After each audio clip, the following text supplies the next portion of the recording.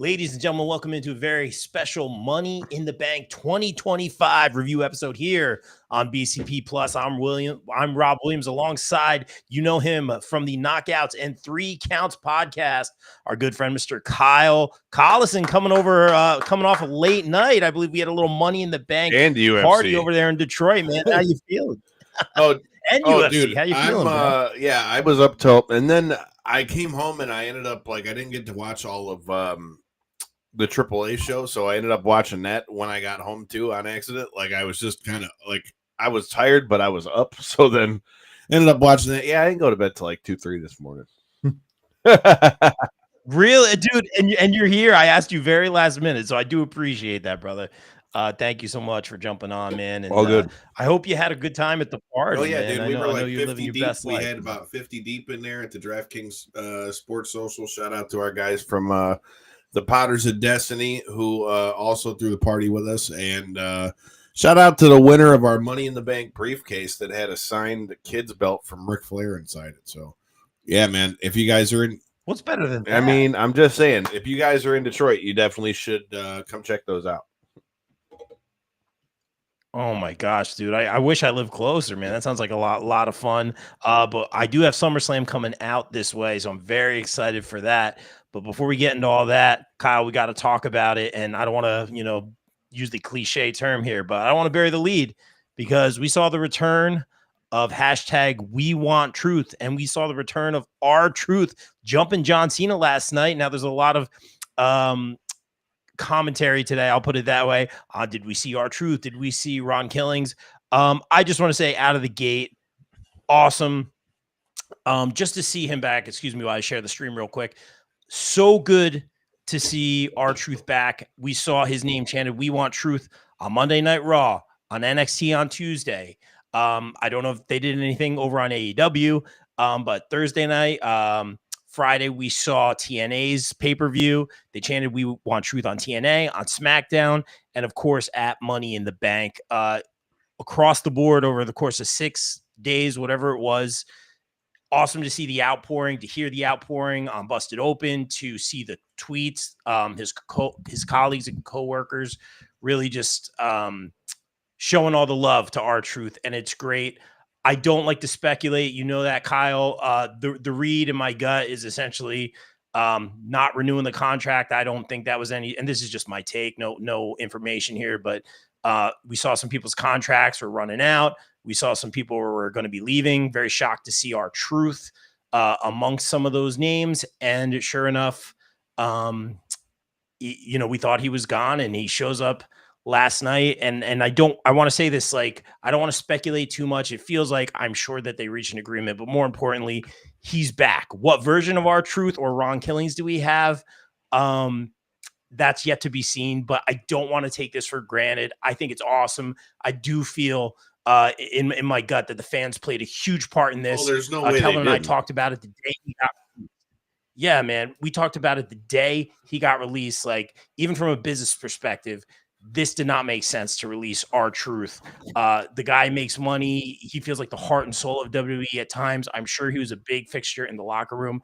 And this is great. And I really feel in my heart that the fans had a lot to do with this. Your thoughts, Kyle, on the return of R-Truth at Money in the Bank? Well, undoubtedly, the fans had something to do with it. I mean, there's not really any other way you can spin that. I don't know how much I really believe of Triple H saying, "Oh, it's all part of the show," because look, man, normally I'm like you. I don't like to speculate on things. I don't really like to take things off of, "Oh, I read this and this is what they said." But when the man's kid comes out on Twitter and says, basically stop capping about what happened, and then R-Truth literally confirms the same thing, not only by saying, no work, but then how he responded to some of the fans on Twitter about how much the "We Want Truth" hashtag he felt really had to do with it.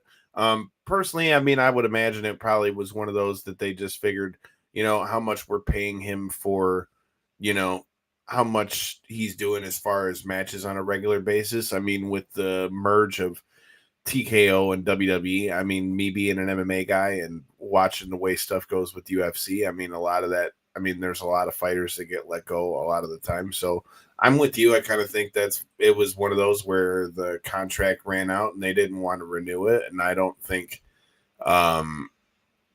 they expected the outpouring that there was from the crowd. I think the outpouring from the crowd, I think, is undoubtedly what, if it wasn't the reason, it also might have swayed things maybe from where they were supposed to go to. Although I will say, even though they put on WWE's website that they're putting that shirt up as Ron Killings, I want to see him as Ron Killings now. Like, R-Truth is cool, but I think it would be like a fresh coat of paint for him. I think we're going to see a lot more serious guy in Ron Killings. I also find it really funny that the shirt that Rhea Ripley had on Raw is the shirt that they came out with this, and now we know why they had her take it off. That's crazy. Yeah, I did see that. That wasn't just like internet fakeness. That was real. That was right? shirt. That was real. I'm trying to remember. I'm like, I think she was. It was the same one that they put up, and when I saw that, I'm like, no shit, that was the shirt she was wearing. Well, now we know why they had her take it off. That's crazy, man. And I'll say this, Kyle. First of all, I learned what capping meant this weekend. So that's I'm old. What do you want? Dan Lehman in the chat. What's up, everybody? Checking in live from the New Jersey Turnpike. Oh man, hardest working man in independent wrestling. Dan, thanks for tuning in. Keep your eyes on the road, brother. Drive safely to wherever you're going, and thanks for checking in. I like what you said about the Ron Killings coming in, and we'll certainly see what we get on Monday Night Raw tomorrow. This is perhaps the hottest topic in pro wrestling right now. I love this for Truth. There's a lot of people saying him, just that optic of him holding that WWE championship looked really, really great. Wouldn't that be a great run for him? I wouldn't be mad at that. But to see perhaps Ron Killings come in, like you said, at first I was like, but R-Truth adds so much levity, and he's just made so many things hilarious and funny and put a smile on my face, and he was the wild card in the best way. And then I'm like, you know what? I do kind of want to see this, like you said, fresh coat of paint, because we can see his range. And we've seen him in NWA, we've seen him in other companies, and we've seen his career, cameos in movies and the like. But the more I think about it, I'm very excited to see his range and where he takes this. Real quick, let's go to the chat. CJ, love lady in the chat saying, happy Sunday. Thank you, CJ, so much for continuing to tune in. Let us know what you thought about the return of R-Truth. And Heather in the chat saying, hey, what's up, everyone? Did anyone notice all the empty seats I did at Money in the that. Bank? Yeah, it was. Yeah, go. I was going to say, I did notice that only, and what made it like more noticeable, I feel like, is I don't know, like if it's because it was the Intuit Dome. And so, like, you could see, like, the green lights on all the seats. I feel like that brought a lot more attention to some of those seats that were open. Like, if you go back and look at it on Peacock and, like, look square at the camera, like, especially during, like, the Money in the Bank matches, there's definitely spots where it was, like, you know, you can see the green lights on the chair, which kind of gave away some of that, which was interesting. Yeah, you said it perfectly. See? I did notice that, Heather. And yeah, let's see, what do we got in the chat here? What are you saying? Yeah, with all the green lights. Yeah, the lights on the chair are cool. Apparently, that's like a very tech savvy, like new kind of stadium, or new tech kind of stadium. But I will say this, like apparently, because it was a sellout, reported as a sellout, the seats did fill up. People, because that was the first match. I think that was taken. People are like LA traffic, this and that. Who knows what goes on? But I believe it was a legitimate sellout. If anyone was there, please let us know. I always like hearing it from the horse's mouth. And of course, Jeffrey Yeet Fountain in the chat saying, Yeet, what up, Jeffrey? Thank you for tuning in. What did you think about the return of R-Truth? Real quick, CJ in the chat saying, Ron Killings' return after so many years as R-Truth is awesome. Let the man stretch a bit. You can be a funny badass, contrary to how they've treated Comic Town over the years. Yeah, let's see this range. I totally agree with that. And I'll just say this now, guys. We can speculate all day about what happened. I certainly shared my thoughts. Kyle shared his. At the end of the day, he's back. We got what we wanted. Let's sit back and go on this ride. We won. You know, we won this one. Let's not nitpick So too much. One thing to go off of that Ron Killings thing, I think it's important that they do it that way, because even though, yeah, you and I might know all the stuff that he did as NWA champion and all those other things, I've learned that through doing the show for so long that there are so many people who really do just watch WWE. So, like, at the end of the day, I think by having him come in as Ron Killings, it helps him to be, more serious than the R-Truth character. I think he can look a little different if you need him to, but I think if you were going to do, like you said, that, maybe he gets this title run or anything like that, given the fact that Cena has the belt. I mean, Ron Killings coming in and being more, more serious and more, like to the point instead of how R-Truth was a lot of comedy stuff. I think that would help lend credibility to it. But I also agree with your point that like a balance of the two, because obviously the entertainment factor that Ron Killings brings in, obviously, is a lot of what made fans so pissed in the uproar for why we end up where we were at. But I mean, at this point, like you said, he's back. What they do with it or how we got to the point of him being back really at this point is irrelevant. But I just hope that the buzz doesn't die and that at least if you're going to bring him back, you keep him involved with the Cena stuff, especially given the fact that Cena referenced it in the promo and all that stuff. And if I had to guess, I feel like, look, man, it's always all you ever hear when you hear people talk about R-Truth is how he's universally loved. So at the end of the day, like, I would be willing to bet you that Cena probably was like, yo, why the hell did we get rid of R-Truth and we need to do this correctly? So if he's going to be going after Cena, which clearly jumping him, you know what I mean? Hopefully, as long as we stay on that path, I think we'll be good. I do agree with the comments, though, that I don't think I agree with Triple H about, it was all part of the show. Oh, man. Yeah. CJ weighing in real quick. 100% Kyle. Slightly different presentation. He can do unhinged stuff with little Jimmy. Yeah, I remember that. Very, very interesting, but make it a little more tasteful. Yeah, for sure. Heather in the chat. I'm not buying Triple H. Yeah, I think Kyle and I have been in those rooms.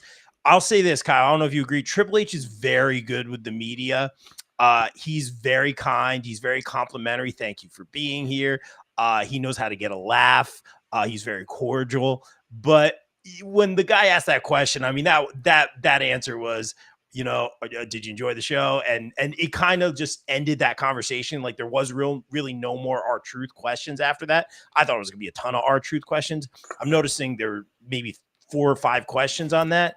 But yeah, I don't know if you did, Kyle. I think we all kind of were like, it's a good way to say, are you enjoying the show? Enjoy it. Like we're not giving. I was about to say, I mean, realistically, man, I was just in the AEW scrum a couple weeks ago for Double or Nothing, and so like, when you go into those things, I wish that people could understand, like, okay, yeah, you're in there, you want to ask certain questions, but like, it's still pro wrestling at the end of the day. Like, he's not going to go out there and be like, yeah, we decided his contract was up, and then, because everybody got on there, we changed our mind. Even if that's what really happened, yeah, he's not going to say that. Okay. Like, I mean, I hate to break it to everybody. And while, and that's the thing. I mean, look, I think everybody knew that it wasn't part of the show, but I mean, he's not going to come out there and say, it is what it is. And like you said, we've both been in those press conference situations. It's no different. Matter of fact, I think you were in the other one with me. That's no different than when I was in the interview room for Royal Rumble in Tampa when all of the Vince McMahon stuff came out. And then, what was the first question they asked in the presser? Oh, did you guys know about all the Vince allegations and da-da-da-da-da-da? And then what did they do? Immediately, no, we weren't aware of anything. Even if they do. And it's smart on their hand that they do that. Yeah. And I was there. I remember that. And I'm sitting here because that was like my first time doing media with WWE, like at a big PLE. And I'm sitting there going, I'm like, they're going to cancel this whole thing. We're not going to have our media day. We're not going to have our scrum.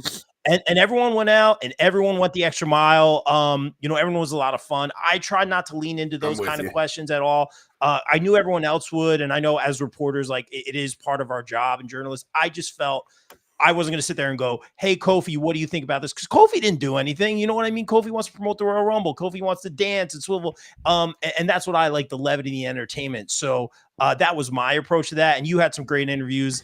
So check out Kyle's content as well. I do want to move on. Kyle, let's keep it moving. The chat's been great, guys. Keep them going. Share the stream. You guys are as much a part of this as Kyle and I, so we want to keep it going. Paul is smooth, not that smooth. Yeah, he's a worker. You know what I mean? And he's really great, I will say, with the media. And real quick, Dan Lehman in the chat saying Triple H just didn't want to admit, and he got dodgy on that. Yeah, wow. I mean, you guys are always my barometer, so I appreciate you guys weighing in. It doesn't look like anyone bought it, Kyle. And I understand, but at the same time, I understand the answer for Triple H. So let's move on to the women's Money in the Bank match that opened the show. This was a ton of fun. I picked Vicaire because she's been unstoppable. This was a hard one to pick. Who did you have winning in this one? What did you think of this match, Kyle? And what did you think of Naomi coming out as Miss Okay, Money in so the Bank? To be fair, we did our show Thursday where we made our predictions live from Grind Time Wrestling here in Detroit, which is also now ran by Detroit Red Wings legend Darren McCarty. I thought that I picked Naomi, but I think that she's the perfect pick for who won, to be honest. I thought it could be her. Yeah. I thought Roxanne was a option as well. I like Naomi getting it though, because I feel like in the same way we just said that R-Truth being Ron Killings is, like a fresh coat of paint for him. I think what we're seeing with Naomi as a heel with the whole caution thing and all that stuff, I think it's a fresh coat of paint for Naomi. I think her being Money in the Bank is going to be interesting, especially when you factor in Bianca and Jade and who is Naomi going to go after. I will say, all in all, I love the match. Shout out to Stephanie Vicker. She had the match at Worlds Collide with Lola Vice as well. I thought, shout out to her and Chad Gable or El Grande Americano, whoever we want to give the credit to. Wait, what are you getting at? I don't know. I just would say that El Grande looks like, without the mask, that he could be Chad Gable's doppelganger. I'm just saying. I've heard some. I'm just saying. I've interviewed the guy. The body construction is awful familiar. True. I'm just saying. Okay, you would know. You interviewed him. Okay, fair enough. But fair enough. I've heard some people mention. I just think that it's dope that we're seeing that. I really enjoyed that show too. I really loved the fact that it looked like a AAA show, but. As far as the women's Money in the Bank, I thought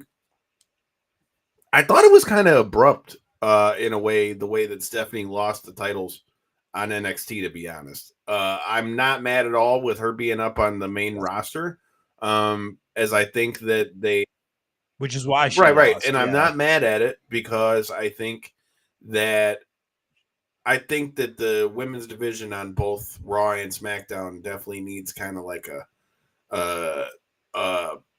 energy boost, especially if we're about to go into Evolution, as we also heard last night that Nikki Bella is going to be back on Raw tomorrow. So I'm not mad at it. I just thought that, like I said, same with the way that Ricky Saints lost the belt. I just thought that those were kind of abrupt, but I also understand them trying to bring her up, especially because, to your point, I think Vicker has really... she's gotten over both on NXT and like Raw and SmackDown and all that kind of stuff. Like, I mean, for somebody who... she's the truth, man. She's good. She's good. I agree. Yeah, I'm sorry. I didn't mean to cut you off there, man. But she has just been so impressive. Yeah, she's been very, very impressive. And let's real quick shoot it to the comments. I apologize for cutting you off there, Kyle. A big Vicaire fan, as I said on the podcast, and I really think she's one of the best right now. Jeffrey T. Fountain in the chat saying that's two different people. Come on, man, that's the worst conspiracy. Yeah, a lot of people talking about that. And it should be interesting going forward with Seth winning too. And then Heather wanted to know, said I agree with Kyle. Naomi definitely deserved it. And Rob, what do you think about Naomi real quick? Because I do want to keep it moving here, guys. Naomi, man, we've been such a pro Naomi show for a long time. Great baby face. Seeing her as a heel, I didn't think it was going to work. Blew me away. Still does. I've talked about it many times on the show. She does the real tears in her promos. Not a lot of actors can do that. It's fantastic. I think it's a great fit. And then in the post show, Big E's getting emotional and putting her over. She gets a little teary-eyed, and the crowd gets behind her. You deserve it. You deserve it. Without missing a beat, she turns around, says, "Shut up." And she goes off on the crowd, right back to the heel, right back to the heel. No, like, I don't need it now. I thought that was a nice touch by Naomi, like really not leaning into the crowd chanting for her and really just turning on the crowd there. I thought that was phenomenal. A lot of the press conference stuff has been worth watching, the post-show stuff. Did you see any of the post-show stuff, I Kyle? didn't, because UFC 316 was last night too, so I was Oh yeah, you watch yeah, both. that's the cool thing about DraftKings, man. They had all the sports on all in one spot. We had Money in the Bank on the one screen, like on the big giant screen. They had like half of it was Money in the Bank, and then half of it was UFC. And then afterwards, we had the Sean O'Malley Marab fight on after that. So I didn't get to catch that, but I saw the clips of things, and I seen people screenshotting it, like I said, with Truce Kid, but I didn't get to watch the actual presser. It's been entertaining, and I'll say this, Kyle, man, if I'm ever in Detroit, man, I'm hanging out with you. You guys know how to have a good time. I mean, come on with it. As guys, yeah. What up, You though? got That's it. what they say. See, there that you I've go. learned. What up, though? I'm getting there, man. All right, we have the men's Money in the Bank ladder match. I felt, and I'm nitpicking here.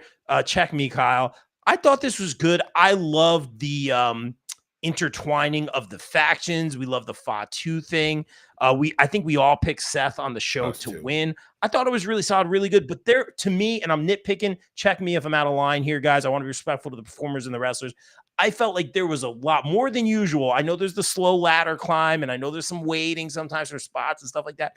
I felt like there was a lot of waiting at times that kind of pulled me out of it. Again, I can't do what they do. They were trying to do some crazy stuff. I want to be respectful of that. Just for me, the suspension of disbelief, sometimes I really had to lean into that. What did you think of this match? The feuds of the factions, and of course, Seth Rollins winning. Well, I mean, I picked Seth Rollins to win. So I'm not surprised by that. I think most people thought it was going to be him. There were a couple outside picks, but I think, what up, though, man? You're right. Detroit is an awesome place. What up, though? But yeah, man, I agree with that in ladder matches. Like, it's definitely something that sometimes I don't get, like when they just like wait for a guy or wait for a girl, where like, you know, they're almost waiting for a spot. So I totally get that. But I think most people really kind of thought that Seth was going to get the win on this one. I certainly did. As far as the faction stuff, though, the fact that things played out, the I hate you solo was hilarious, dude.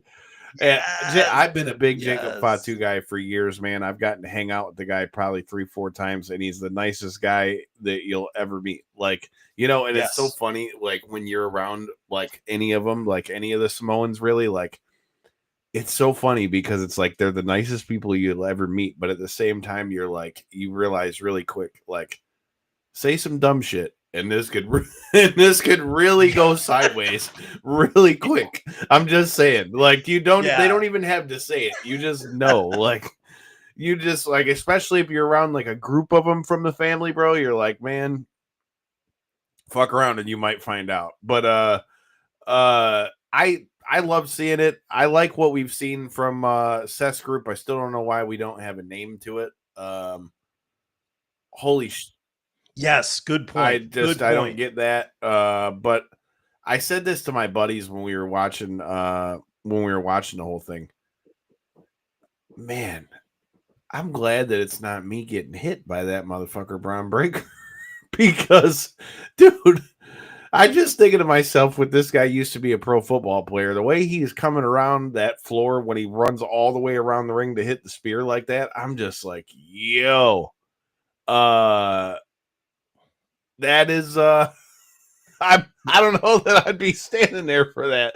I love seeing Bronson Reed in there. Shout out to my co-host J Bone. He called that a while ago and said he'd like to see Bronson Reed in there. And I am also very much happy to see that because I said after we got to interview him at Royal Rumble that I was a big Bronson Reed guy. So I like the group. I just would like to see a little bit more direction to like what the overall goal is. Cause like right now it's kind of just like Braun and Bronson are kind of just like the henchmen, right? But like they haven't really like made a clear like path as to like what the goal is. Like, cause at this point, I'd like to see maybe like Braun and Bronson maybe go for like the tag titles or a singles title or something, just because right now it just seems to me like, okay, so they're helping Seth, but why? Like what's the motive? What's the, you know what I mean? Like most of the time when there's a faction, like, okay, everybody compares factions to the Four Horsemen, right? Like they all of them had belts at one point, whether it was Tully and Arn had tag titles, Rick had the world title.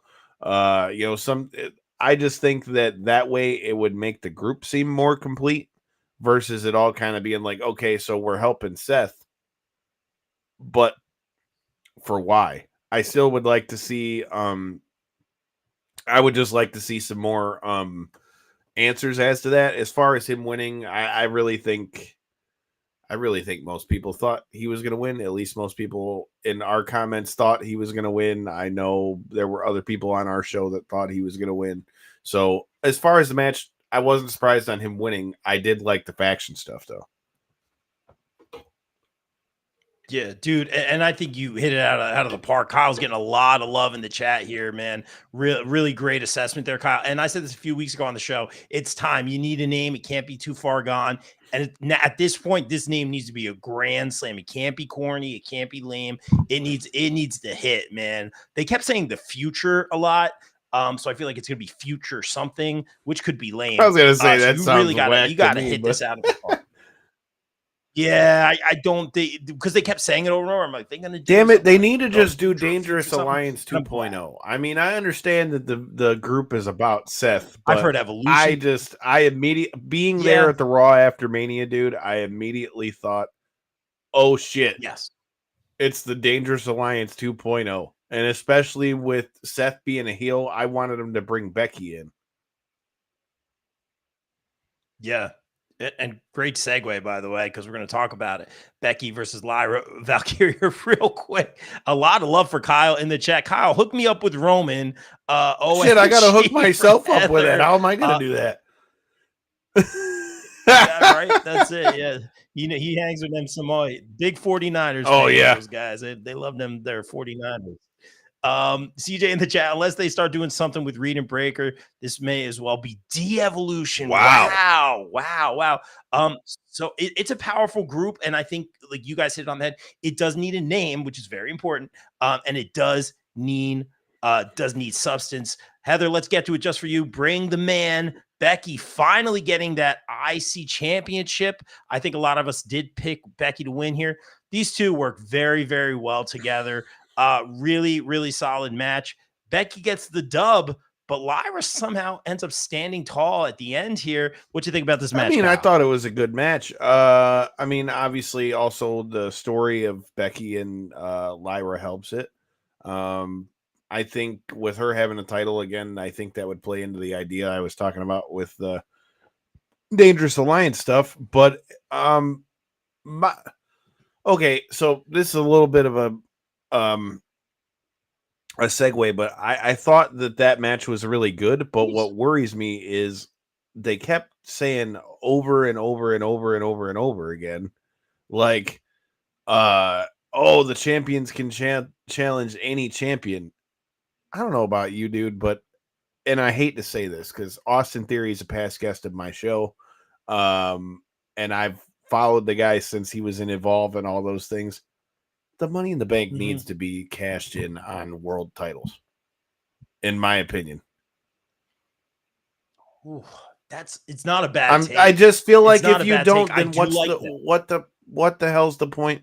to the Money in the Bank at that point to me. Like, isn't that supposed to be like the I think pass to get you to the, to get to the title? Like, you're right. wasn't that the original goal? Right. And I mean, not that I'm trying to discount like an intercontinental You're right. title or a women's intercontinental title in this case or whatever, but like until you do more to put like more steam on the mid card titles, which okay, Becky having it, maybe that can do that, but I just don't like the idea of them being on the mid card titles. To me, that kind of like That's I don't know.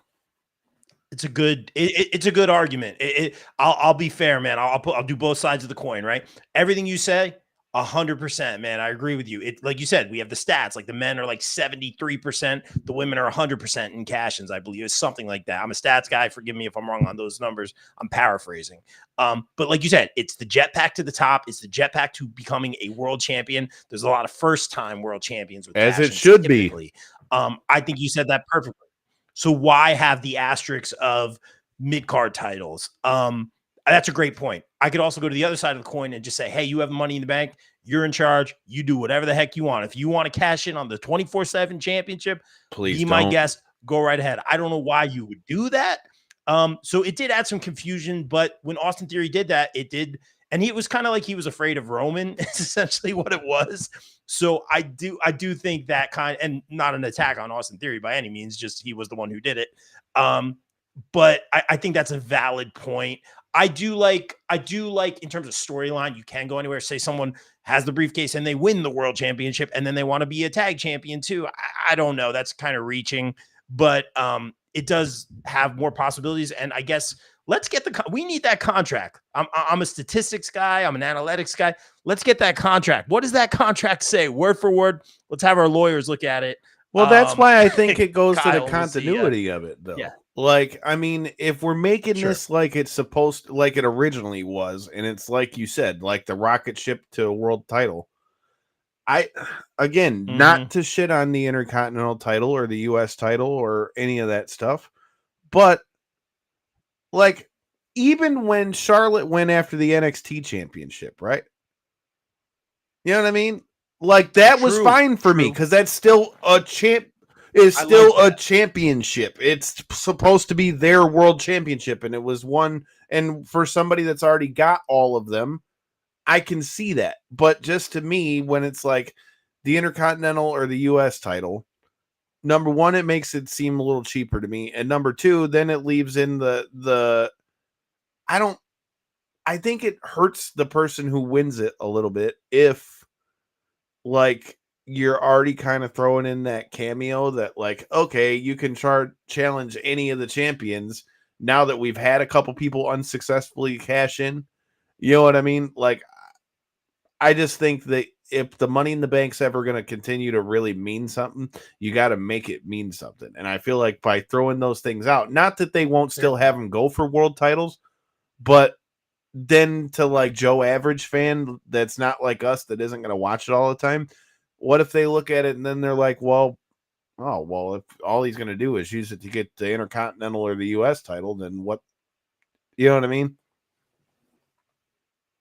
Yeah, I think that's a very fair argument. Real quick in the chat, bring in the lawyers, Rob, but not Lawyer Lee. Yeah, Lawyer Lee. I think Lawyer Lee may have managed Tina San Antonio against my current girlfriend yesterday. So Lawyer Lee, I'm watching you, man, and I will write a strongly worded letter. Let's move on here. Not much of a tough guy over here. My girlfriend fights my battles. I'm gonna write a strongly worded letter. I'm glad I could pop you, Kyle. There was a match, of course, between Dominic Mysterio, impromptu, and Worlds Collide was fantastic. I don't want to get into that here. I thought it was fantastic. I thought the commentary was great. I thought Conan did a great job. It was very different. It felt different. Go over on YouTube and watch it now if you haven't. Really great matches. I fell in love with Rey Mysterio. That's how I got into this crazy business. And it was just fantastic. I can't say enough good things. I don't want to go off on a tangent, but we had Octagon Junior take on Dominic Mysterio for the IC championship. Octagon did not win, but Triple H said he may, I believed he was alluding to him. He may have gotten teary-eyed behind the curtain and was very grateful for the opportunity to be on the Money in the Bank PLE. What did you think about this match? Dirty Dom taking on Octagon I Jr. like the way that they used the thing at Worlds Collide to, kind of put a bridge in between the two shows. As I already said, I really enjoyed Worlds Collide as well. I like I said, the fact that they kind of like made the connection between both shows. Plus, when you add to the fact that the history between the original Octagon and Rey Mysterio, I think that was dope. I liked it just in general because, and then like shout out to my friends over at Dirt Sheet Radio. Like they shared the thing about how the evolution of the character of Octagon and how that's also where Pentagon came from as well. So that was like one of the big things with Worlds Collide that I liked the connecting of the dots. Like, especially with it being to like more of an American audience, you know what I mean? Like, again, you and I grew up in the era where the original, Worlds Collide happened, and so you remember a lot of those things. But I like when they can connect dots to things, and I think they did that with this match in terms of, like telling that story for WWE fans who don't know anything about AAA. I think we all knew Dom was going to win here, but I think, like you said, for him to get, that spotlight and that exposure on a WWE pay-per-view, it also makes you optimistic at least that like there's always the thing when a company gets like acquired where it's like, okay, are they going to like what are they going to do with this? The fact that they're actually putting AAA guys and girls on WWE shows and things like that, I think that it at least will give you hope that AAA can still be like AAA, like, because they announced Triple Mania as well. So I liked it. I thought it was kind of a tip the hat to history kind of thing, but I think it went the way everybody kind of thought. Yeah, perfect assessment, Kyle. That's why you're here. Really good job. I do want to touch on the main. I know we pretty much touched on it at the beginning. We mostly talked about R-Truth, but some good stuff in this main. Logan Paul getting very innovative with that drone. I thought that was new and different. I do like different. A lot of finishers, man. This is the one where you went into 2K loaded with 3 finishers each. It felt like that match. A lot of interference, a lot of belt shots, and of course the story coming out of this one, the return of R-Truth and or Ron Killings, and then Cena being pinned by Cody Rhodes. What do you think about this match overall, Kyle? And does this pin have some significant meaning here with Cody pinning John Cena? I mean, I picked them to win on our show prior to it, but at the same time, I think if unless they're going to do something that nobody sees coming, I think Cody's really kind of got to be the guy to take the belt off of. I think he's got to be the guy to take the belt off of John. I don't think that it's going to happen necessarily right now. I mean, because the other thing you have to kind of take into account with this whole thing is, again, being there at the Raw after Mania, Cena really harped on the whole, I've got 28 dates left, and that was in April. Now we're in June. So how many, because remember, and here's the other thing people got to take into account too. Dates mean him showing up. That doesn't mean that there's a match. So these are all things to take into account. So every time you see him show up for a contract signing or we're going to do a face-to-face, those are all dates. So who knows how soon that'll be. I think ultimately Cody is the one who takes the belt off him. While I think it could be a big help, is maybe at least in like the viewership stuff, because I don't know how much you've paid attention to how they said the numbers have gone down on like Netflix and stuff lately and stuff like that. But I think Logan Paul could help bring through like new eyes to it, which I think ultimately, especially with me being somebody that comes from combat sports, I think that's what the Paul brothers do best, if we're being honest. Like, I mean, they bring, if nothing else, they do what a good heel is supposed to make you want to do and want to see them get their ass kicked. So whether that's in boxing with what Jake Paul's doing or what Logan Paul's doing now with WWE. I've had the pleasure of being at a lot of these matches that he's had so far. And like, look, man, like you said with the drone thing, that guy's ability to land things like he did with that moonsault from the ring to the table, and the way that they're showing how he took the time to like learn all the stuff. Not that you would think he wouldn't, but like the fact that they're showing all those things. Look, man, I've said it before. Number one thing that really stuck out to me is that Logan Paul is not a small dude. Like when he was standing next to Cena, I'm like, shit, this dude is like, I mean, Cena's a brick house. And then you look at Logan Paul, who, you know, maybe he might not be as bulky as Cena, but he didn't look like he was small next to Cena. So I don't think it would be like an uncredible thing. My biggest concern with that would be I obviously think we're headed for Logan Paul and Jay, but the fact that they still got the stuff with Gunther, you know what I mean? That's kind of was my thought with the whole match is like, on general principle, you would think, okay, Cody beats Cena. He's next for Cena. But because you already have that match scheduled with Gunther, you can't exactly like go straight to the thing with Gunther because you've already got or Logan Paul because you already got the thing with Gunther. I feel like that's where we're headed. I don't know if now is the time, but dude, I'm gonna be honest. I think we could see Logan Paul as a world champion soon. Wow, that's scary to me. That's scary, but fair assessment.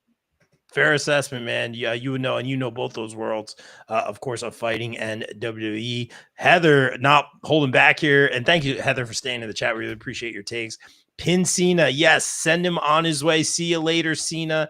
Have a nice retirement. Can't wait. Dang, Heather's ready for Cena to go. He has about 20 or 19 dates left. Guys, thank you so much for tuning in to this review. Kyle, thank you for joining me. But before we get out of here, we're all about that shameless promo here on BCP Plus. Tell everyone about your great podcast where everyone can find it. Heather, and check out Knockouts and Three Counts, Heather. Please do. Kyle, make sure you check us out, Knockouts and Three Counts. You can find all of our social medias, our YouTube channel, and all that stuff at ko3c.com, along with my thoughts and write-ups. You can check out my latest article about me taking my first bump and running the ropes over there at I saw that Grind Time Wrestling Academy. That was cool. Shout out to Darren McCarty, Schwartzy, and past guest of the show, Randy West.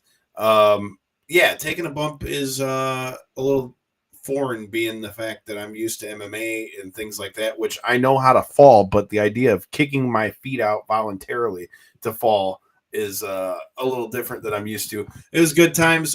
Make sure. Yeah, it's the exact opposite. Yeah, make sure you go check that out. I talked a little bit about some of the great coaches they got there, like the likes of one of the Detroit's own, one half of the Motor City Machine Guns, Alex Shelley, who was in there on Tuesday.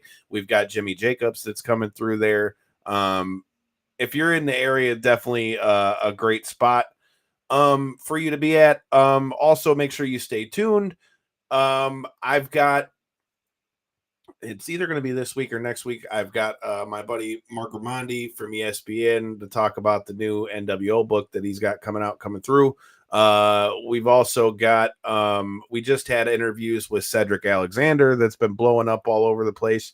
I heard that he wants to fight Ninja Mac. Brett Lauderdale, if you hear this, you should bring that to that Harpo show you were just talking about. And we also just had a chat with Ninja Mac, who Ninja Mac had a lot to say about the backflip spot that blew up all over New Japan. He said that he would love to fight Cedric Alexander, which that's also, again, like I said, make that happen in Detroit.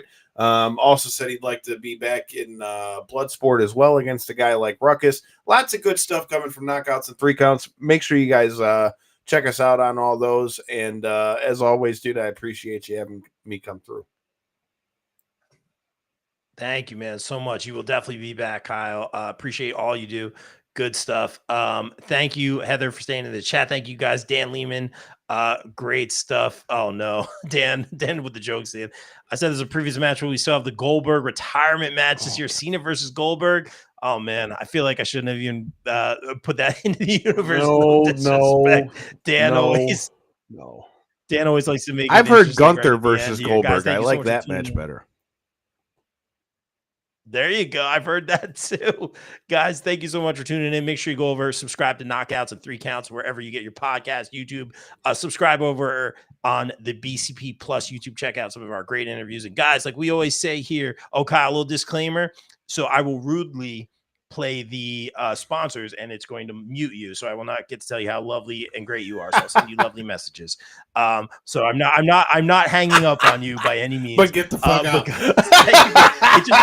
Because it just mutes the mic. I always feel so rude because it just mutes the microphone. It's like, bye, I guess we're done. Thank you, fuck you, bye. Tuning in. And like we always, thank you, bye. It's like my last relationship. But guys, like we always say here on the BCB Plus, everyone stay safe, stay positive, take care of each other. Thank you, Kyle. We out, brother.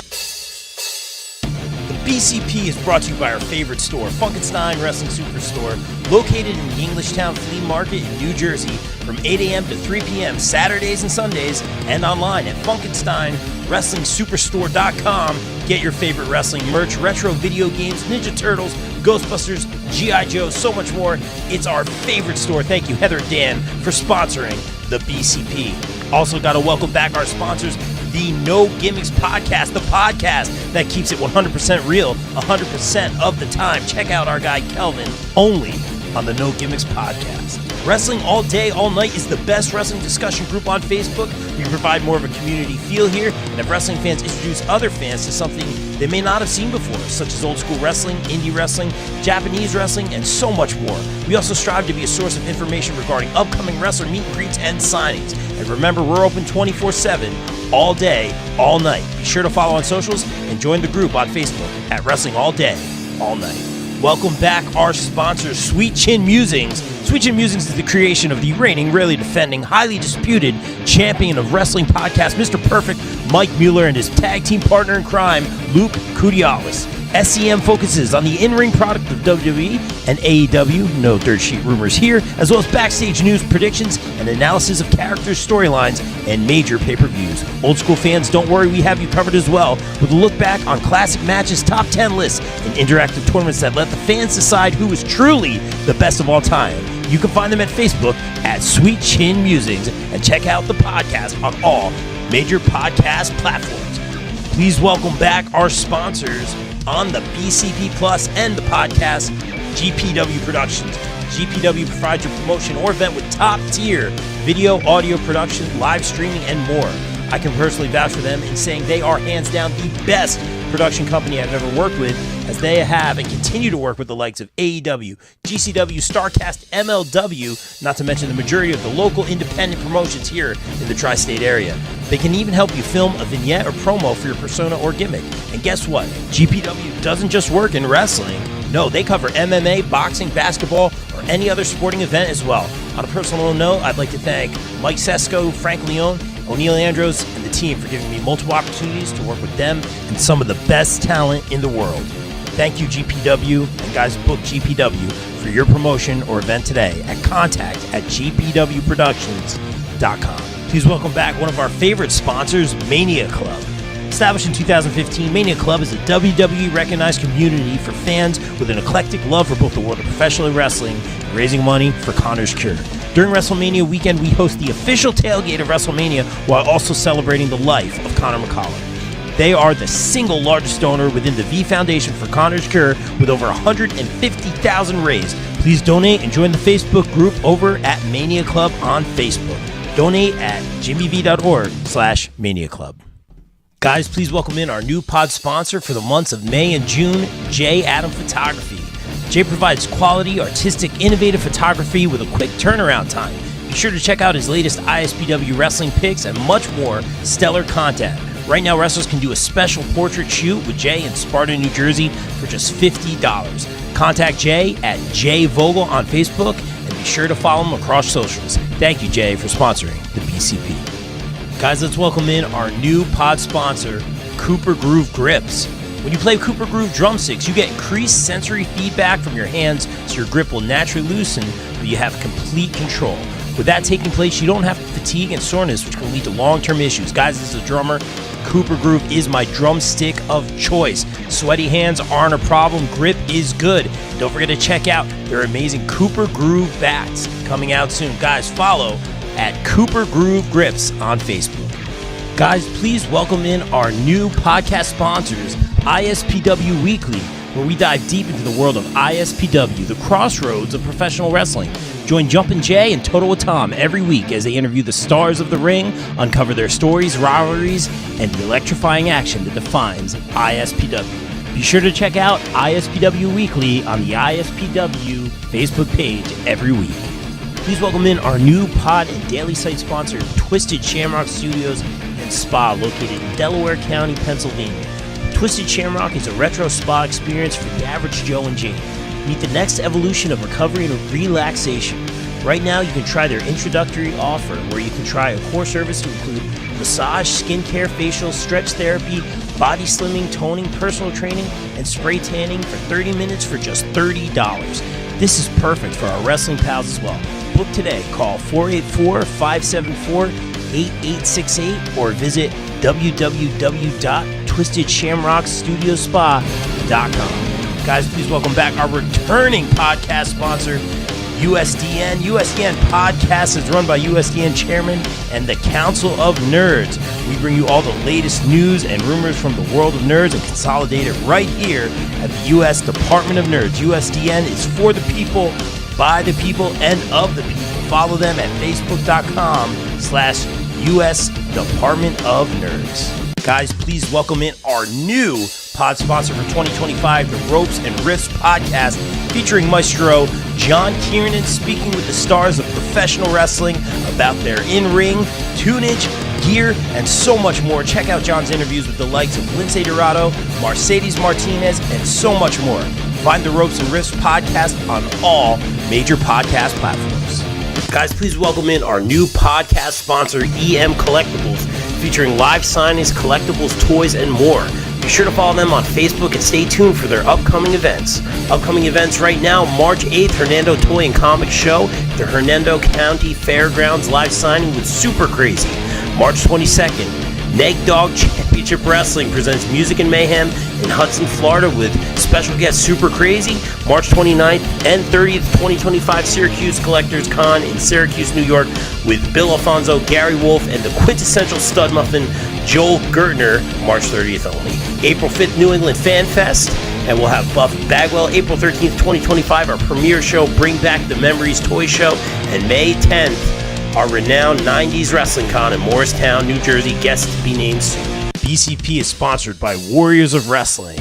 Saturday, May 10th at Most Precious Blood Church in Brooklyn, New York, featuring former TNA superstar James Storm. Also featuring The Allfather, Darius Carter, Danny Moff, Chris Steeler, TJ Marconi, Warriors champ Roger Mendez, Danny Storm, Mike Titello, and a whole lot more. Get your tickets now at warriorsofwrestling.com. BCW and Shadow Wrestling Alliance present Anniversary 8,